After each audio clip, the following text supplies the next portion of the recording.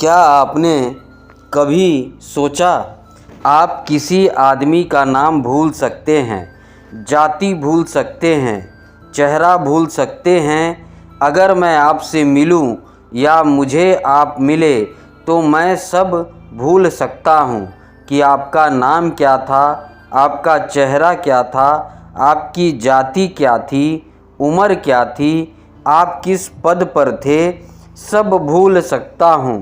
लेकिन कभी आपको ख़याल आया कि आप यह भी भूल सके हैं कि जिससे आप मिले थे वह आदमी था या औरत? कभी आप भूल सके इस बात को कि जिससे आप मिले थे वह पुरुष है या स्त्री? कभी पीछे यह संदेह उठा मन में कि वह स्त्री है या पुरुष? नहीं, यह बात आप कभी भी नहीं भूल सके होंगे। क्यों? लेकिन जब सारी बातें भूल जाती है तो यह क्यों नहीं भूलता? हमारे भीतर मन में कहीं सेक्स बहुत अतिशय होकर बैठा है, वह 24 घंटे उबल रहा है, इसलिए सब बात भूल जाती है, लेकिन यह बात नहीं भूलती। हम सततः सचेष्ट हैं। यह पृथ्वी तब तक स्वस्थ नहीं हो सकेगी जब तक आदमी और स्त्रियों के बीच यह दीवार और यह फासला खड़ा हुआ है। यह पृथ्वी तब तक कभी भी शांत नहीं हो सकेगी जब तक भीतर उबलती हुई आग है और उसके ऊपर हम ज़बरदस्ती बैठे हुए हैं। उस आग को रोज़ दबाना पड़ता है, उस आग को प्रति क्षण दबाए रखना पड़ता है। वह आग हमको भी जला डालती है, सारा जीवन राख कर देती है, लेकिन फिर भी हम विचार करने को राज़ी नहीं होते। यह आग क्या थी? और मैं आपसे कहता हूँ, अगर हम इस आग को समझ ले तो यह आग दुश्मन नहीं है, दोस्त है। अगर हम इस आग को समझ ले तो यह हमें जलाएगी नहीं, हमारे घर को गर्म भी कर सकती है सर्दियों में, और हमारी रोटियां भी पका सकती है, और हमारी ज़िंदगी के लिए सहयोगी और मित्र भी हो सकती है। लाखों साल तक आकाश में बिजली चमकती थी, कभी किसी के ऊपर गिरती थी और जान ले लेती थी। कभी किसी ने सोचा भी ना था कि एक दिन घर में पंखा चलाएगी यह बिजली, कभी यह रोशनी करेगी अंधेरे में, यह किसी ने सोचा नहीं था। आज वही बिजली हमारी साथी हो गई है। क्यों? बिजली की तरफ हम आंख मूंद कर खड़े हो जाते तो हम कभी बिजली के राज को ना समझ पाते और ना कभी उसका उपयोग कर पाते। वह हमारी दुश्मन ही बनी रहती। लेकिन नहीं, आदमी ने बिजली के प्रति दोस्ताना भाव बरता। उसने बिजली को समझने की कोशिश की, उसने प्रयास किया जानने के, और धीरे धीरे बिजली उसकी साथी हो गई। आज बिना बिजली के क्षण भर ज़मीन पर रहना मुश्किल मालूम होगा। मनुष्य के भीतर बिजली से भी बड़ी ताकत है सेक्स की। मनुष्य के भीतर अणु की शक्ति से भी बड़ी शक्ति है सेक्स की। कभी आपने सोचा लेकिन यह शक्ति क्या है और कैसे हम इसे रूपांतरित करें?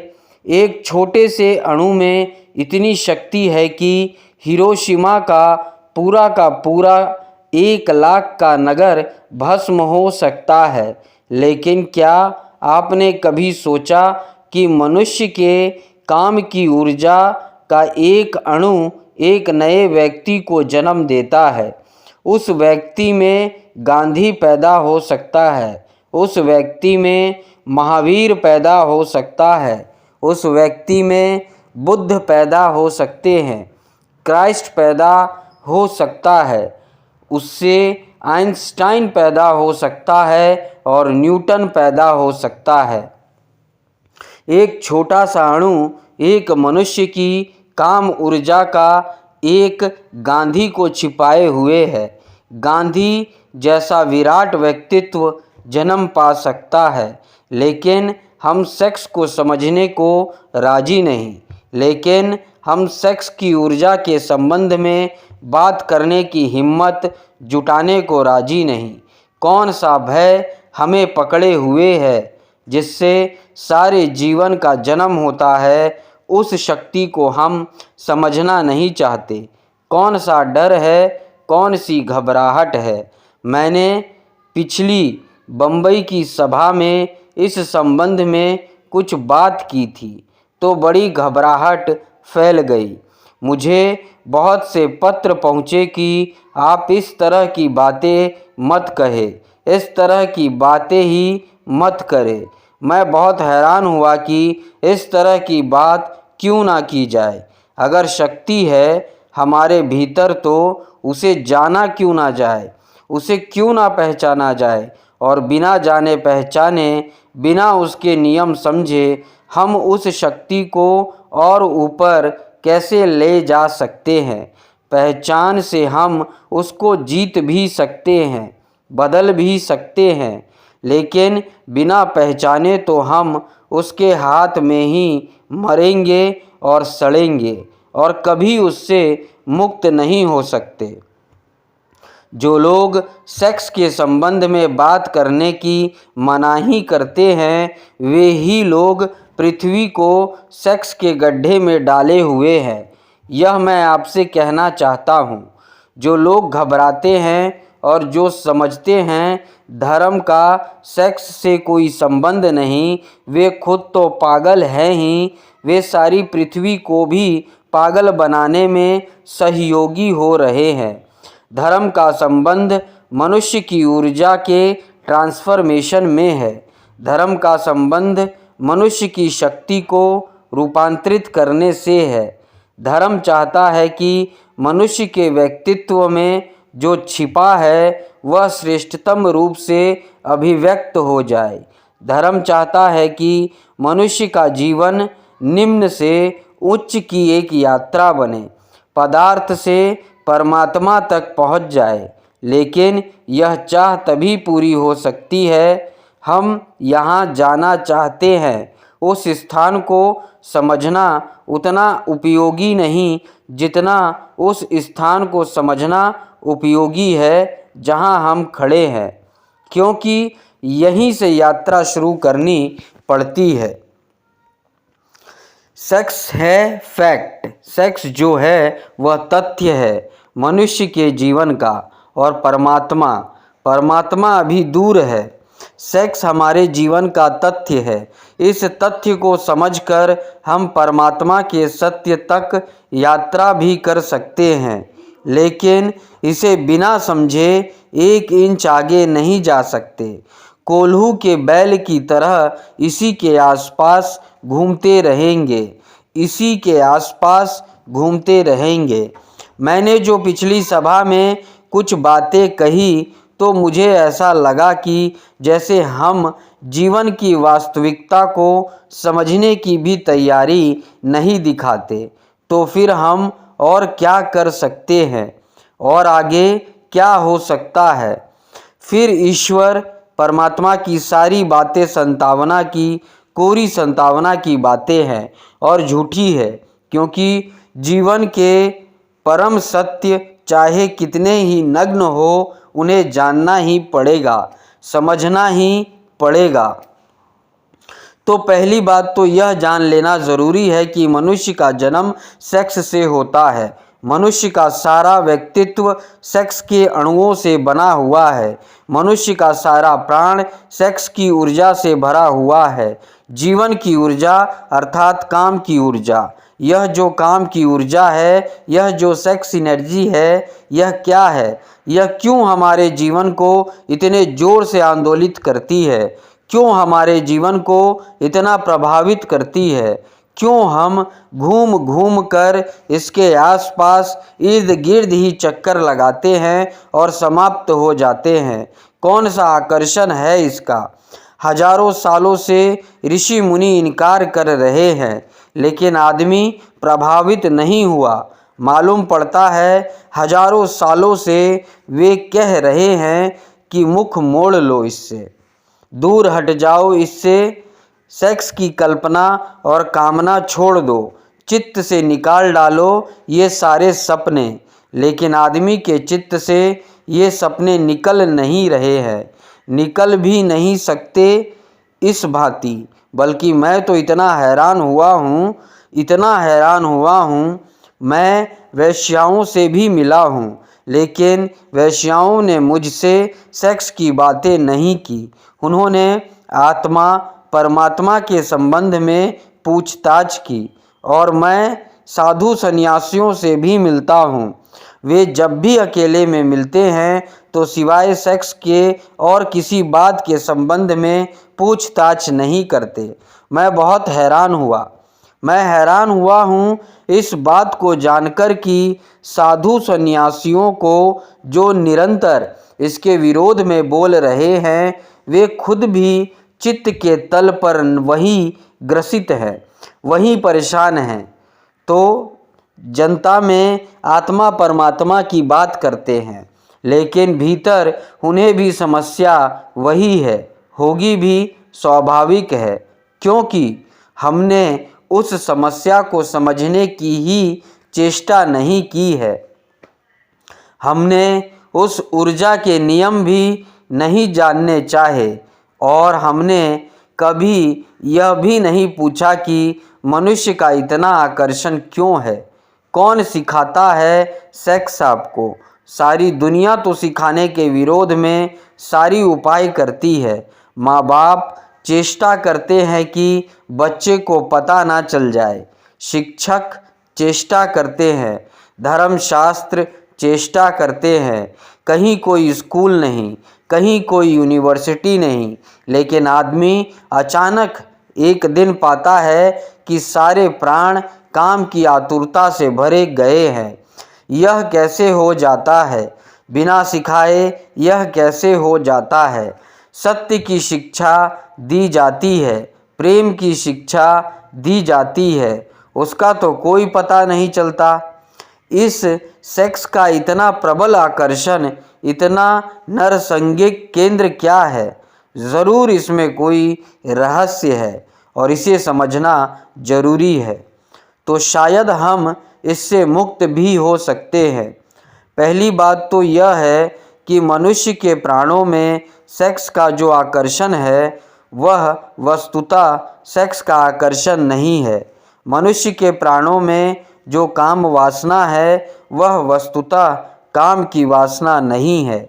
इसलिए हर आदमी काम के कृत्य के बाद पछताता है, दुखी होता है, पीड़ित होता है, सोचता है कि इससे मुक्त हो जाऊं। यह क्या है? लेकिन शायद आकर्षण कोई दूसरा है, और वह आकर्षण बहुत रिलीजियस है, बहुत धार्मिक अर्थ रखता है। वह आकर्षण यह है कि मनुष्य के सामान्य जीवन में सिवाय सेक्स की अनुभूति के वह कभी भी अपने गहरे से गहरे प्राणों में नहीं उतर पाता है, और किसी क्षण में कभी गहरे नहीं उतरता है। दुकान करता है, धंधा करता है, यश कमाता है, पैसा कमाता है, लेकिन एक अनुभव काम का, संभोग का उसके गहरे से गहरे ले जाता है, और उसकी गहराई में दो घटनाएं घटती है। एक, संभोग के अनुभव में अहंकार विसर्जित हो जाता है, ईगोलेसनेस पैदा हो जाती है। एक क्षण के लिए अहंकार नहीं रह जाता, एक क्षण को वह याद भी नहीं रह जाता कि मैं हूँ। क्या आपको पता है, धर्म की श्रेष्ठतम अनुभव में से बिल्कुल मिट जाता है। धर्म के श्रेष्ठतम अनुभव में मैं बिल्कुल मिट जाता है। अहंकार बिल्कुल शून्य हो जाता है। सेक्स के अनुभव के क्षण भर को अहंकार मिटता है। लगता है कि हूँ या नहीं। एक क्षण को विलीन हो जाता है मेरापन का भाव। दूसरी घटना घटती है, एक क्षण के लिए समय मिट जाता है। टाइमलेसनेस पैदा हो जाती है। जीसस ने कहा है समाधि के संबंध में, there shall be time no longer. समाधि का जो अनुभव है वहाँ समय नहीं रह जाता, वहाँ काल अतीत है। समय बिल्कुल विलीन हो जाता है, ना कोई अतीत है ना कोई भविष्य, शुद्ध वर्तमान रह जाता है। सेक्स के अनुभव में यह दूसरी घटना घटती है, ना कोई अतीत रह जाता है ना कोई भविष्य, समय मिट जाता है। एक क्षण के लिए समय विलीन हो जाता है। यह धार्मिक अनुभूति के लिए सर्वाधिक महत्वपूर्ण तत्व है। ईगोलेसनेस, टाइमलेसनेस, ये दो तत्व हैं जिनकी वजह से आदमी सेक्स की तरफ आतुर होता है और पागल होता है। वह आतुरता स्त्री के शरीर के लिए नहीं, पुरुष की ना पुरुष के शरीर के लिए है स्त्री की। वह आतुरता शरीर के लिए बिल्कुल भी नहीं है। वह आतुरता किसी और ही बात के लिए है। वह आतुरता है अहंकार शून्यता का अनुभव, समय शून्यता का अनुभव। लेकिन समय शून्य और अहंकार शून्य होने के लिए आतुरता क्यों है? क्योंकि जैसे ही अहंकार मिटता है आत्मा की झलक उपलब्ध होती है। जैसे ही समय मिटता है परमात्मा की झलक उपलब्ध होती है। एक क्षण की होती है यह घटना, लेकिन उस एक क्षण के लिए आदमी कितनी ही ऊर्जा, कितनी ही शक्ति खोने को तैयार है। शक्ति खोने के कारण पछताता है बाद में कि शक्ति क्षीण हुई, शक्ति का अपव्यय हुआ, और उसे पता है कि शक्ति जितनी क्षीण होती है मौत उतनी करीब आती है। कुछ पशुओं में तो एक ही संभोग के बाद नर की मृत्यु हो जाती है। कुछ कीड़े तो एक ही संभोग कर पाते हैं और संभोग करते ही समाप्त हो जाते हैं। अफ्रीका में एक मकड़ा होता है, वह एक ही संभोग कर पाता है और संभोग की हालत में ही मर जाता है। इतनी ऊर्जा क्षीण हो जाती है। मनुष्य को यह अनुभव में आ गया बहुत पहले कि सेक्स का अनुभव शक्ति को क्षीण करता है। जीवन ऊर्जा कम होती है और धीरे धीरे मौत करीब आती है। पछताता है आदमी, लेकिन इतना पछताने के बाद फिर पाता है कि कुछ घड़ियों के बाद फिर वही आतुरता है। निश्चित ही इस आतुरता में कुछ और अर्थ है जो समझ लेना ज़रूरी है।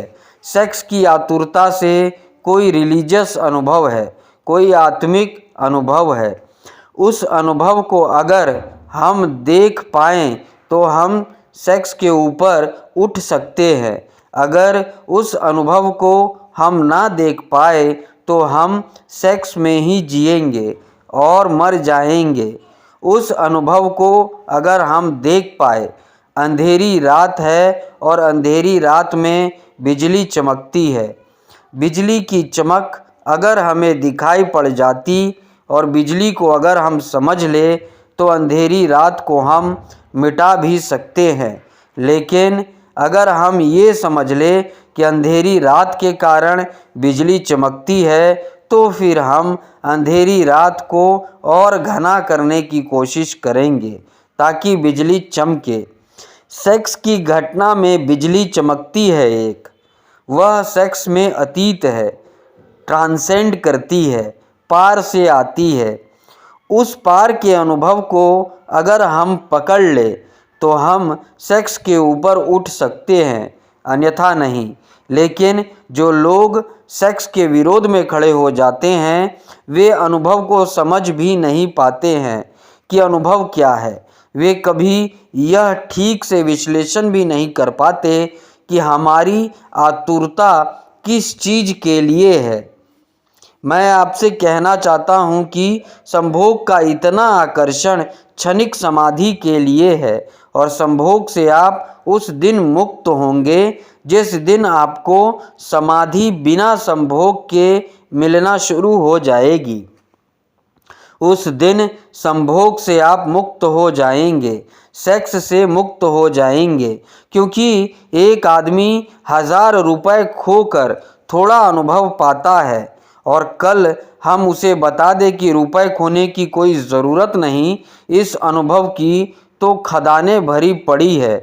तुम चलो इस रास्ते से और उस अनुभव को पा लो। तो फिर वह 1000 रुपये खोकर